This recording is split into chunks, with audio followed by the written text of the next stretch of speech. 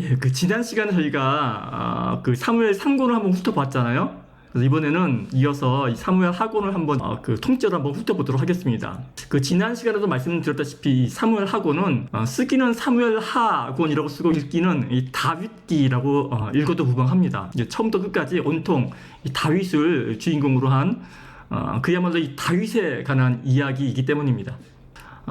그런데 사실 사무엘 하곤은 이 웬만한 그 사극 드라마보다 훨씬 더 재미있습니다. 그 예전에 그 용의 눈물이라는 그 사극을 제가 참 좋아했었는데 그만큼 재미있는 것 같아요. 드라마틱하다라는 말이지 않습니까? 드라마틱. 이 사무엘 하곤에는 정말 웬만한 드라마보다 더 드라마틱한 이 극적인 요소가 훨씬 더 많기 때문입니다. 다윗의 책략가인 그 훌세와 다윗을 배신하고 반란군 이 압살롬에게 건너간 이 아히도벨이라는 책략가와의 그 계략, 이 책략 대결은 정말 읽으면서도 손에 땀이 지도록 이 몰입하게 만드는 그런 이 극적인 그런 스토리들입니다. 저는 왜 이런 부분들이 영화화 되지 않았는지 궁금하기도 합니다. 그래서 오늘은 사무엘하 중에서도 이런 부분을 좀 자세히 한번 살펴보도록 하겠습니다. 지난번에 제가 말씀드렸다시피 사무엘서는 이 상하곤이 합쳐져서 조합 55장이나 되는 꽤 이 방대한 분량의 성경책입니다. 그렇지만 분량은 방대하지만 내용은 단지 세 사람, 즉 사무엘과 사울과 이 다윗 이 세 사람에 관한 책이라고 제가 말씀드린 바 있습니다. 그런데 이 사무엘 상곤이 이 세 사람 모두를 함께 다 다루고 있는 반면에 오늘 살펴볼 이 사무엘 하곤의 경우에는 오직 이 다윗 왕 이 한 명에 대해서만 이 집중적으로 다루고 있습니다. 그런데 이 사무엘 하곤도 좀 더 우리가 자세히 들여다보자면은 크게 세 부분으로 이 뭉뚱그려서 나눠볼 수 있습니다.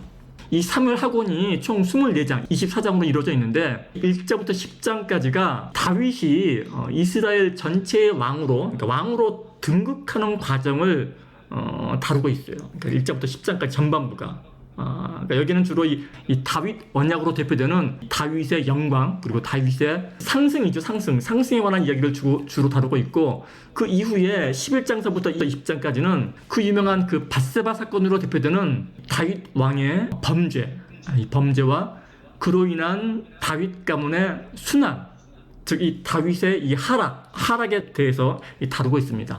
그 나머지 이제 21장부터 24장까지 그 나머지 부분은 다윗의 통치에 대한 최종적인 평가가 기록되어 있는 그런 구조입니다. 꽤 간단하죠. 그래서 지난번에 살펴본 사무엘서 이 상권의 경우 그 마지막 장인 31장에서는 사울왕의 죽음으로 끝이 납니다. 그런데 이 사울왕이 죽었다고 해서 다윗이 그대로 이스라엘의 왕이 되는 것은 아닙니다. 이 사울이 죽은 후에 그의 이 군대 장관이었던 넬의 아들 아브넬이 그 사울의 그 단 한 명 살아남은 아들, 딱 한 명 이스보셋이라는 아들이 살아남는데 이 이스보셋을 데리고 그 마하나임이라는 곳에 가서 그 북쪽 지역을 통치하면서 이 사울의 왕권을 잇게 합니다. 반면에 다윗은 남쪽 유다 지방을 중심으로 해서 그 남쪽에 대표되는 이제 도시가 헤브론이에요. 이 헤브론에서 다윗은 7년하고도 6개월 동안을 그러니까 전체 이스라엘이 아닌 오직 이 유다 지파만의 왕으로서 통치를 하게 됩니다. 이렇게 북쪽의 이스라엘과 남쪽의 유다 이렇게 이원 왕정 체제로 지내다가 이 아브넬이 자신이 옹립했던 이 사울의 아들 그 이스보셋과 그 사이가 틀어지게 되면서 다윗 왕편에 합류를 하게 됩니다. 그래서 이제 사실 그 아브넬이 떠난 이스보셋은 아무런 실권이 없죠. 그래서 이제 이스보셋은 자기 측근들에 의해서 암살되고 자연스럽게 북쪽 지파 그 장로들이 다윗 왕에게 와서 북이스라엘과 남쪽 유다가 합쳐지게 됩니다. 그야말로 정식으로 이제 하나의 이스라엘이라는 나라가 되고 이 이스라엘의 공식적인 통치자가 다윗 왕이 되는 겁니다. 이제 여기까지가 사무엘 하곤 1장부터 5장까지의 내용입니다. 그 이후에 다윗은 자신이 왕으로 등극했던 남쪽 헤브론 지방 있지 않습니까? 거기서 조금 더 위쪽에 그 북쪽에 위치한 예루살렘으로 수도를 옮깁니다. 이때 비로소 예루살렘이 이스라엘의 수도가 되는 겁니다. 그리고 나서 이제 그동안 지난번에도 우리 살펴봤듯이 그 법궤 있지 않습니까? 법궤. 그 아비나답의 집에 방치되었던 그 법궤. 한 20년 가까이 아비나답의 집에 방치되어 있던 그 법궤를 이제 그 다윗성 예루살렘으로 옮기죠. 이렇게 다윗이 이제 정식으로 이스라엘의 왕이 된 이후에 그 수도를 그 남북 이스라엘의 한 중간 정도 되는 지점인 그 예루살렘으로 옮기고 그리고 이제 방치되었던 법궤를 다시 예루살렘으로 옮기는 등 이러한 행동을 하는 것은 이게 정치적으로 매우 현명한 처사였습니다. 왜냐하면 그 원래 이스라엘은 그 12지파의 연합체로서 이루어졌던 그런 나라입니다. 사울 가문과 이 다윗 가문 사이에 그 갈등이 있지 않습니까? 그 갈등 가운데 감정의 골이 있었어요. 그래서 이게 언제든지 그대로 이렇게 노출될 수 있는, 폭발할 수 있는 여지를 안고 있었죠. 그 실제로도 이 사울을 왕으로 추대했던 그 북쪽 이스라엘과 그 다윗을 따르던 남쪽 그 유다는 이 다윗의 아들 그 솔로몬이 죽고 난 이후에 곧바로 그 분열이 됩니다. 북왕조 이스라엘과 그 남왕조 유다로 분열되어 나뉘게 됐죠. 그래서 여기에 대한 기록이 이 사무엘서 이후에 그 열왕기의 주요한 내용이 되는 것입니다. 그러니 이렇게 처음부터 이러한 조짐을 미리 알고 있었던 다윗이 이렇게 왕국이 통일된 이후에도 이 왕국의 하나됨을 이루기 위해서 각별히 노력을 했던 것입니다. 그런 예로서 다윗은 그 죽은 사울의 그 손자이자 요나단의 아들인 무비보셋을 찾아내서 그 왕자의 식탁에서 함께 먹게 하며 그 보살피게 한다든지, 사울의 군대 장관이었던 아브넬이 그 이스보셋을 배반하고 다윗에게 투항했을 때에도 그 아브넬이 그 요압 장군에 의해서 이제 그 피살이 됩니다. 다윗의 군대 장관 요압 장군에 의해서 아브넬이 그 피살됐을 때에도 그를 위해서 백성들에게 애가를 지어서 부르게 하는 등 이쪽 이 사울 가문과 북쪽 지파를 하나로 품으려고, 어떻게 해서든지 하나로 품으려고 이 노력을 했던 것입니다. 이런 내용들이 이제 그 사무엘서 하곤 그 초반부에 이렇게 기록이 되어 있는 거죠. 1장부터 10장까지. 그래서 이 사무엘 하곤 1장부터 10장은 제가 이제 다윗의 영광, 다윗의 상승을 다루고 있다고 말씀드렸는데, 뭐니 해도 이 하이라이트 부분은 그 7장에, 사무엘서 하곤 7장에 이 다윗 언약입니다. 다윗 언약. 다윗은 자신을 지켜주시는 그 하나님을 위해서 이제 아름다운 성전을 지어드리려고 했지만, 하나님께서는 오히려 이 다윗 언약을 통해서 다윗에게 영원한 왕위를 약속해 주십니다.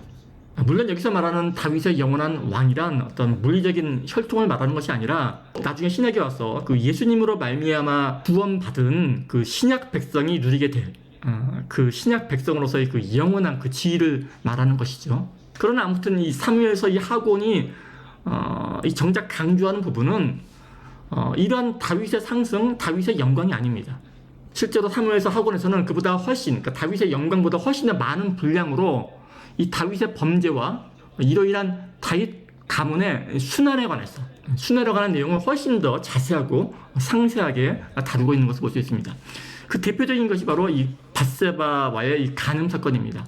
다윗과 밧세바 사건은 너무나도 유명해서 제가 별도로 이 시간에 설명을 하지 않아도 될 것 같습니다. 다만 이 시간에는 그 밧세바 사건 이후에 그 나단 선지자를 통해서 선포되는 하나님의 징벌이 어떠한 모습으로 이 다윗 가문에 이루어지게 되는지를 살펴보는 것도 재밌을 것 같습니다. 이 자신의 충성스러운 부하, 그러니까 햇사람 우리아죠.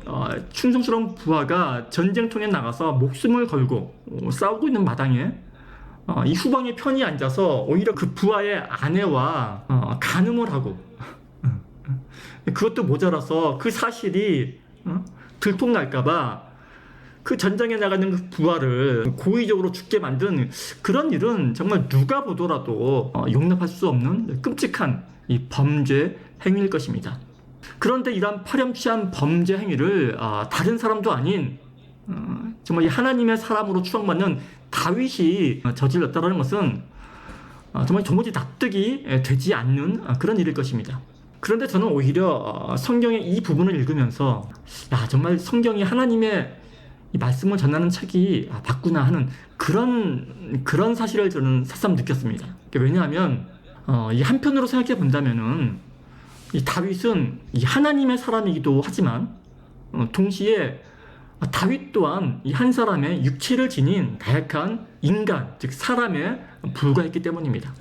우리는 솔직히 이 성경 속 인물들을 너무나 과대평가하고 심지어는 그들을 신격화하고 이 영시하는 경향이 있는 것 같습니다. 아브라함에게서는 그 아들을 바친 그의 믿음만을 보려 하고, 출애굽기에서 그 모세에게서는 그 뛰어난 그의 지도력, 그리고 그 사무엘서 같은 경우에는 이 다윗에게서 그의 그 하나님을 향한 그 신실함만을 보고 싶어 하죠. 그러나 정작 성경은 오히려 이 아브라함의 믿음 없음과 그리고 이 모세의 우유부단함, 다윗의 범죄 사실을 보다 더 상세하게 많은 분량으로 자세히 다루고 있는 것을 발견하게 되는 것입니다.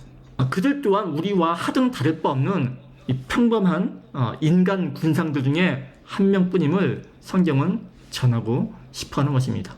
그들은 단지 이 하나님의 때에 하나님의 뜻에 따라 하나님의 메시지를 전달하는 데 쓰인 이 한낱 도구에 불과합니다.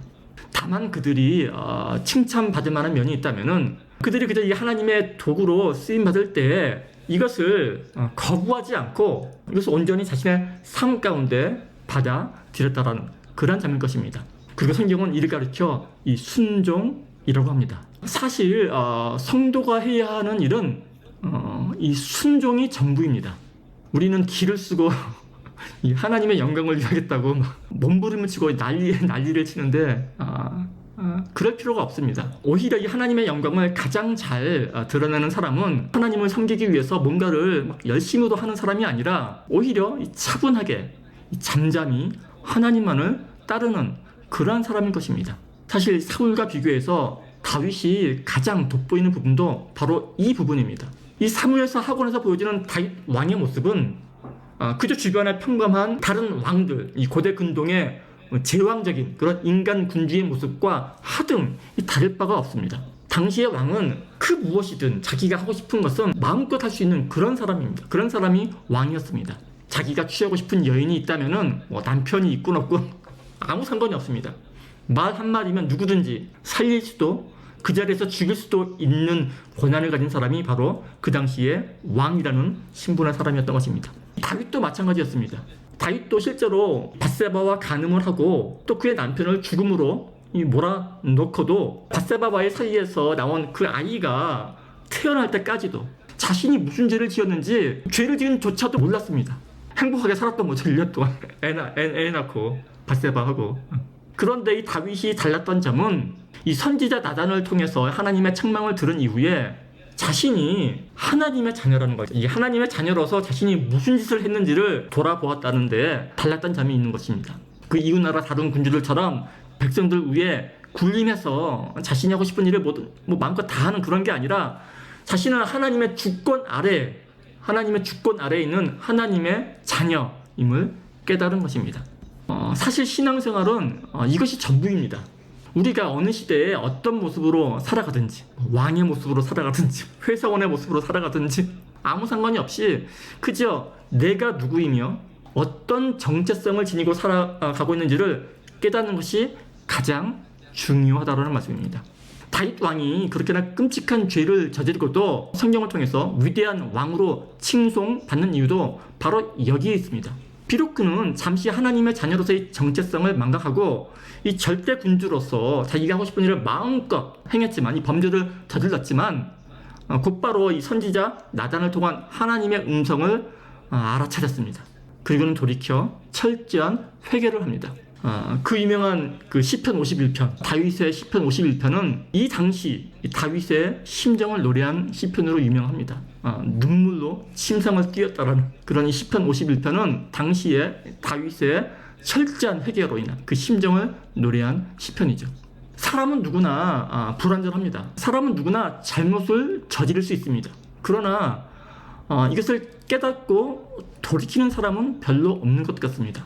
우리가 이 사무엘서를 읽으며 또 한 가지 놓치지 말아야 될 중요한 사실이 있는데 그것은 바로 이 하나님의 용서는 무조건적인 죄의 소멸이 아니라는 사실입니다. 우리가 흔히 오해하는 사실 중에 하나가 뭐냐면은 이 하나님을 마치 이 손자에게 뭐든지 오냐 사탕 쥐어주는 그런 마음씨 좋은 할아버지 정도로 생각한다라는 점입니다. 너무 귀여워서 무슨 짓을 하더라도 용서해주고 품어주고 받아주는 그런 마음씨 좋은 할아버지 정도로 생각한다라는 점입니다. 그러나 실제로 하나님은 마음씨 좋은 할아버지가 아니라 오히려 이 회초리를 든 부모의 모습에 더 가깝습니다.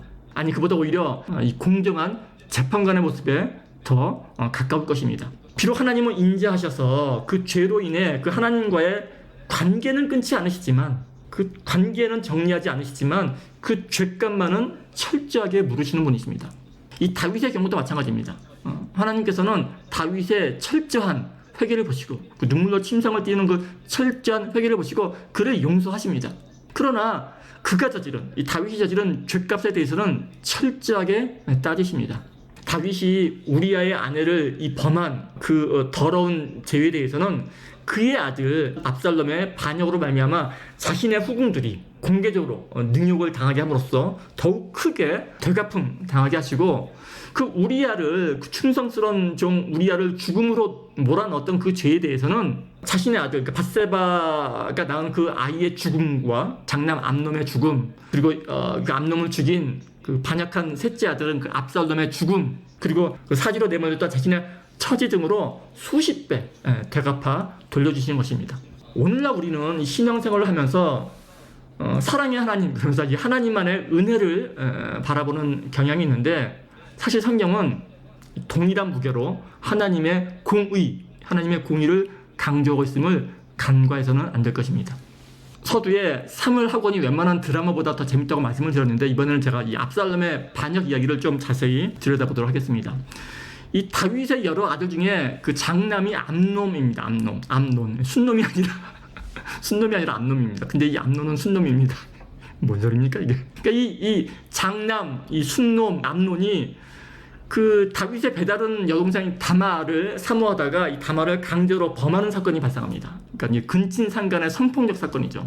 그런데 이 암놈이란 놈이 암놈이 다말을 범한 후에 헌신짝처럼 내버리고 욕되게 합니다. 근데 더 큰 문제는 아버지 다윗의 처신입니다. 다윗 왕은 이 모든 일을 보고 받고도 심히 노하기는 했지만 그뿐이고 별다른 조치는 취하지 않습니다. 그런데 이 다말에게는 이 압살롬이라는 친오빠가 있었는데, 이 압살롬은 다윗의 세 번째 아들이었습니다. 동생을 너무나도 사랑했던 이 압살롬은 분에 가득 차서 이 복수를 계획합니다. 2년을 벼르죠. 2년을 벼른 후에 이 압살롬은 이 바알 하솔이라는 곳에 양털 깎는 일을 한다면서 이 암논을 비롯한 다윗의 아들들, 이 왕자들을 초청을 합니다. 근데 잔치를 벌이고 이 암놈이 방심해서 술에 취했을 때 부하들에게 명해서 그를 죽여버리죠. 여동생 다말의 복수를 합니다. 그리고는 외갓댁인 그수랑 암요의 아들 달메에게로 도망을 가죠. 숨습니다. 이 압살롬이 구술 땅에 가서 3년을 지냅니다. 3년 동안 숨어 지내는데, 그동안엔 다윗의 신하 그 요압의 중재로 압살롬이 다시 예루살렘으로 되돌아오긴 하는데, 그런데 이 다윗은 압살롬이 돌아온 이후에 그의 얼굴 뵙기를 피하죠. 이 알랄하는 걸 허락지 않습니다. 아마 이때부터 압살롬이 아버지 다윗에 대한 반역을 생각했던 것 같습니다. 암놈의 그 복수 때에도 2년간을 차분히 준비했듯이 이번에도 압살롬은 그 물밑에서 차분하게 그러나 철저하게 반역을 준비합니다. 그렇게 압살롬은 이 4년이란 시간을 준비를 합니다. 그동안 이 압살롬은 백성들의 민심을 자신에게로 돌려놓았을 뿐만이 아니라 전국 곳곳에 자신을 추종하는 그 추종 세력들을 심어놓습니다. 그리고 이 거사 당일에는 다윗의 핵심 참모 그 200여 명을 헤브론으로 초대를 해서 이 모두 한 곳에 모아두는 그런 치밀한 모습을 보이기도 합니다. 이렇게 함으로써 이 다윗 왕은 완벽히 고립되었고 이 국정은 공백 상태가 되었습니다. 그러나 그래도 불안했는지 압살롬은 당시 백성들에게 커다란 영향력을 행사하던 다윗이 가장 믿고 의하던 책략가 아히도벨마저도 자신의 편으로 만들어 놓습니다. 참고로 아히도벨은 다윗의 개국 공신 30명의 용사 가운데 한 명이었으며, 다윗의 가장 뛰어난 이 책략가였었는데, 그런 아히도벨마저도 이 압살롬 편에 섰다라는 것은 이미 대세가 압살롬에게로 기울었다라는 것을 뜻하는 것이기도 했습니다. 이 아히도벨은 정말 이 뛰어난 책략가답게 이 압살롬에게 예루살렘에 입성해서 가장 먼저 그 궁궐을 지키기 위해 남아있던 다윗의 후궁들을 강제로 범하도록 만듭니다. 그것도 이 온 백성들이 다 보란듯이 그 왕궁 옥상에 천막을 쳐놓고 거기서 압살롬에게 다윗의 후궁들을 범하도록 시킵니다. 사실 아히도벨이 압살롬으로 하여금 이렇게 엽기적인 일을 행하도록 한 것은 여러 가지 이유가 있습니다.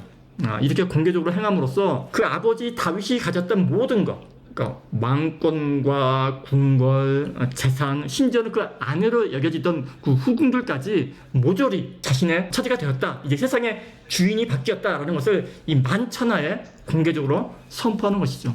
그리고 또한 아히도벨 개인으로서는 그렇게 함으로써 혹시라도 나중에 있을지 모를 그 다윗과 그 압살롬의 그 화해의 가능성을 그 원천봉쇄하는 그러한 효과도 있었을 것입니다. 어떤 이유에서든 이제 아히도벨은 다윗이 아닌 압살롬에게 이 모든 패를 내건 상황인데, 만약 나중에 그 둘이 한 핏줄로서 화해라도 하게 된다면은 이 아히도벨 자신은 물론이고 그 가문 전체가 몰살 당할 수도 있기 때문입니다.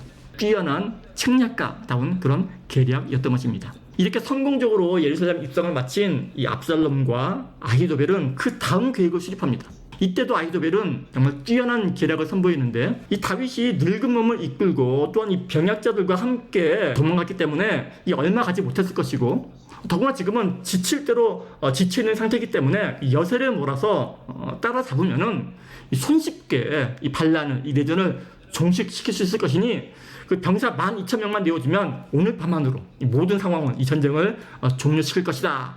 라는 것이 바로 이 아히도벨의 계략이었습니다. 이것은 정말 너무나도 상황을 정확하게 파악한 뛰어난 책략이었습니다. 그래서 이 압살롬과 참모들은 이 아히도벨의 기가 막힌 전략에 박수를 치면서 바로 실행에 옮길 의지를 보였습니다.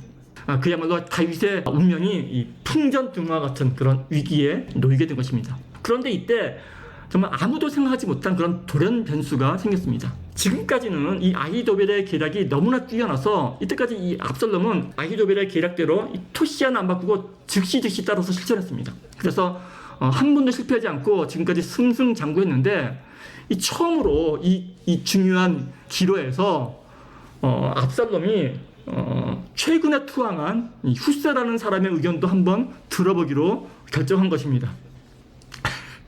그런데 이 후세라는 사람이 어떤 사람이냐면은 이 다윗의 오랜 친구로서 그 다윗이 그 피난길에 오르기 전에 일부러 이런 순간을 위해서 압살롬 진영에 남겨둔, 그러니까 위장 귀순한, 그러니까 말하자면 다윗의 첩자로 있었던 사람입니다. 그러니까 사실 다윗도 이런 찬스가 그렇게 쉽게 올 것이라고는 그 상상도 못했겠지요. 그러나 이 지푸라기라도 잡는 심정으로 그렇게 한 것인데 그 기회가 온 것입니다. 그러니까 사실 이 압살롬이 이 중요한 순간에 왜 그런 뜬금없는 행동을 결정을 했는지 그 아무도 모릅니다. 다만 역사가들이 나중에 추론해 보기를 아마도 이 압살롬 진영 내부에서 이 아히도벨의 힘이 지나치게 커지는 것을 경계해서 다른 편인 이 후세의 의견에 힘을 실어준 것이 아니냐 하는 그 정도의 추론이 있을 뿐입니다. 어쨌든 이때 후세는 기회는 찬스다 그러고 이제 침착하게 이 아히도벨의 계략과는 반대되는 의견을 제시합니다. 후세가 이제 그 제시하기를 그 아히도벨이 주장하는 것처럼 당신의 아버지 다윗 왕과 그 부하들은 그렇게 만만한 사람들이 아닙니다. 이들은 평생을 그 수많은 전쟁에서 이 단련된 정말 전쟁 영웅들입니다. 전쟁의 전가들입니다. 쥐도 궁지에 물리면 고양이를 문다고 했는데 이 예루살렘을 뺏기고 도망치면서 한참 독이 올라 있는 그 다윗 왕과 그 부하들을 그렇게 끝까지 이렇게 몰아붙였다가는 오히려 그들에게 역습을 당할 수도 있고, 만약 그렇게 역습을 당해서 일부라도 패하게 되는 날에는 마치 압살롬 반란군 전체가 패한 것 같은 그런 소문이 쫙 퍼질 것이고, 그렇게 되면 지금까지 애써 이 성공한 이 반란이 흔들릴 수도 있다. 그런 논지를 편 것입니다. 그럴듯하지 않습니까? 그러면서 후세는 압살롬에게 이러한 계략을 제시를 합니다. 그러니까 시간이 좀 걸리더라도 전 지파에게 연락을 해서 군사들을 소집한 후에 정말 신중하고도 확실한 공격을 해야 한다고 주장한 것입니다. 물론 후세의 이 계략은 다윗에게 시간을 벌어주기 위한 책략이었습니다. 그런데 이 두 전략가가 내어놓은 이 상반된 의견들 사이에서 압살롬은 후세의 손을 들어줍니다. 사무엘서 저자는 이를 두고 하나님께서 다윗을 지키고 압살롬을 벌하시려는 그런 뜻이었다고 설명을 하죠. 결국 이 아히도벨의 슬픈 예감처럼 후세의 그런 작전은 성공을 거둡니다. 이 압살롬이 전 지파들에게서 군사를 모으는 동안에 도망칠 시간을 벌게 된 다윗은 가까스로 요단강을 건너편으로 그 피신을 하는데 성공을 합니다. 다윗을 배신한 후에 그 다윗을 완전히 끝장내려고 했던 아히도벨은 그 자신의 계획이 관철되지 않자 고향으로 돌아가서 스스로 생을 마감합니다. 자살을 하죠. 이대로 가면 다윗은 틀림없이 반드시 부활할 것이고, 그렇다면 그 자신에게 곧 닥쳐올 그 어두운 무례가 불보듯이 뻔하다라는 것을 미리 예감한 것입니다. 슬픈 예감은 언제나 사실로 다가오죠. 아히도벨의 그 슬픈 예감대로 그 압살롬이 군대를 출정시켜서 요단강 건너편 그 길앗 땅에 진을 쳤을 때에는 이미 다윗의 군대가 전열을 가다듬은 뒤였습니다. 그 매섭게 역공하는 요압 장군의 기세에 눌려 이 압살롬의 반란군들은 후퇴를 할 수밖에 없었는데, 이때 이 압살롬은 그 말을 타고 도망치는 길에 자신의 머리카락, 압살롬은 머리가 길었습니다. 압살롬의 그 자랑이었죠. 그 머리카락이 그만 그 상수리 나무에 걸려서 나무에 메어 달리게 되고, 그 뒤를 따르던 요압 장군에 의해서 죽음을 맞이하게 됩니다. 압살롬이 그토록 자랑했던 그 외모의 상징이었던 그 아름다운 머리카락이 결국 그의 발목을 잡은 것입니다. 그렇게 해서 이 압살롬의 반역은 결국 이렇게 허무하게 끝이 납니다. 이 외에도 사무엘서 학원에는 그 다윗이 피난길에 겪은 각종 인간 군상들의 이야기가 정말 다양하게 기록이 되어 있습니다. 한번 읽어보시기 바랍니다. 굉장히 재밌습니다. 정말 웬만한 드라마보다 더 재밌습니다. 뭐 예를 들면 그 피난길에 그 망명길에 다윗을 이제 막 따르기 시작한 사람이 끝까지 충성을 맹세하는가 하면 한평생 다윗을 따르겠다고 하던 사람들이 마치 헌신짝거리듯이 다윗을 배신하기도 하죠. 이 다윗이 피난길에 망명길에 만난 사람 가운데에는 그 사울의 손자 무비보셋을 섬기던 그 종 시바라는 사람이 있었습니다. 시바. 발음 조심하시기 바랍니다. 시바는 다윗의 망명길에 제일 먼저 다윗에게 다가와서 뭐 식량을 잔뜩 제공하고 이 호의를 보여줍니다. 하지만 정작 무비보셋이 보이지 않자 다윗은 그의 행방을 궁금해하죠. 그래서 묻습니다. 그러니까 시바가 무비보셋은 이 난리를 틈타서 자기 아버지 사울의 왕국을 되찾기 위해서 지금 예루살렘에 버티고 있습니다. 나쁜 놈입니다. 이렇게 거짓복으로 합니다. 그런데 사실은 정작 무비보셋은 이 다윗의 이 망명 소식과 그 압살롬의 반역 소식을 듣고는 수염도 깎지 않고 다윗이 복귀하기만을 기다리는 그런 충성을 보이고 있었죠. 그런데도 시바는 다리가 다쳐 스스로 움직이지 못하는 그 무비보셋의 약점을 이용해서 홀로 그를 예루살렘에 남겨두고 무비보셋을 모략한 거죠. 왜냐하면 그렇게 해서 그 무비보셋의 모든 재산을 자신이 차지하려는 그런 속셈이었던 것입니다. 하여튼 뭐 이런 이야기들, 그러니까 시바 이외에도 뭐 시므이라든지 뭐 베냐민 지파 출신 이 세바의 반란이라든지 그 20장 끝까지 다윗 가문의 순환의 이야기가 계속 이어집니다. 예, 이제 20장까지 왔죠. 그리고 마지막 덩어리가 이제 21장부터 24장인데 이 부분이 다윗과 그의 통치에 대한 최종 평가 부분입니다. 여기 이제 줄거리가 없어요. 평가 부분인데, 여기서 이제 흥미로운 부분은 그 사무엘서 하권 22장 전체가 그 유명한 시편 18편하고 똑같습니다. 커레 페이스트 붙여넣기 한 겁니다. 그러니까 다윗 18편 되게 유명한 거지 않습니까? 여호와는 나의 반석이시요 나의 요새시요 내가 피난처라 하는 그 이제 다윗 18편의 내용이 이제 사무엘 하권 22장의 내용이라고 보시면 됩니다. 23장에는 다윗의 용사 37명, 37명의 이름들이 소개가 됩니다. 근데 혹시 그 37명의 다윗의 용사 그 37명 명단의 맨 마지막에 기록되어 있는 그 이름이 누구의 이름인지 아십니까? 바로 햇사람 우리야입니다. 그러니까 사무엘서 하권 23장 39절이 마지막 절인데 사무엘서 하권 23장 39절에 이렇게 기록되어 있죠. 햇사람 우리야라. 이상 총수 37명이었더라. 그러니까 지금까지 그 다윗이 겪은 모든 불행한 일의 시초가 그 햇사람 우리야 아내 밧세바를 엄하고 죽인 이제 그 범죄로 인한 건데, 바울이 그토록 부정하고 싶은 그 이름이 소위 그 다윗기라고도 불리우는 이 사무엘서 하권 그 맨 마지막에 떡하니 이 박제되어 있는 것입니다. 23장에. 그리고 이제 24장이 마지막 장인데, 24장은 어떤 내용이 기록되어 있냐면요, 다윗이 인구조사를 합니다. 그 인구조사를 통해서 하나님께 죄를 범하는 내용입니다. 물론 인구조사하는 데에는 그 자체에는 아무런 잘못이 없습니다. 이스라엘 민족 역사에도 이 백성의 수를 계수하는 일은 종종 있어왔기 때문입니다. 그러나 하나님께서는 이 다윗 왕의 인구조사를 기뻐하지 않으셨습니다. 왜냐하면 인구조사란 왕이 하는 인구조사란 이 왕이 더 이상 하나님을 의지하지 않겠다라는 그 교만의 표시이고, 성경은 왕이 반드시 피해야 할 것으로 이 군사력을 의지하는 것을 들고 있기 때문입니다. 그래서 결국 이 사무엘서가 드러내고 있는 이 다윗의 모습은 무슨 뭐 초인과도 같은 그런 믿음을 지닌 그런 신앙의 영웅으로서의 모습이 아니라 평범하게 그지없는 인간 다윗의 모습이라는 말씀입니다. 성경의 이러한 기록을 통해서 우리가 배우는 교훈은 나와 같은 한 사람의 신앙인이 하나님 앞에 이 자신을 내려놓았을 때 그럴 때 이 어떻게 쓰임 받느냐 하는 것이지 다윗처럼 아브라함처럼 위대한 신앙의 영웅이 되자 그들의 믿음을 열심히 본받자 뭐 이런 것이 아니라는 말씀입니다.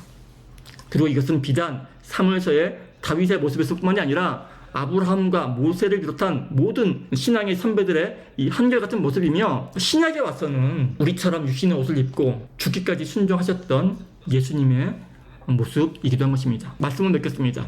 교회 다니는 사람에게, 그러니까 성도에게, 그게는 이웃에게 너무 많은 것을 기대하지 마십시오. 다만 그들도 나와 같은 나약한 육체를 지닌 한 사람의 죄인임을 늘 인정하시기 바랍니다. 그리고 나서 그들은 나와 같이 여기시기 바랍니다.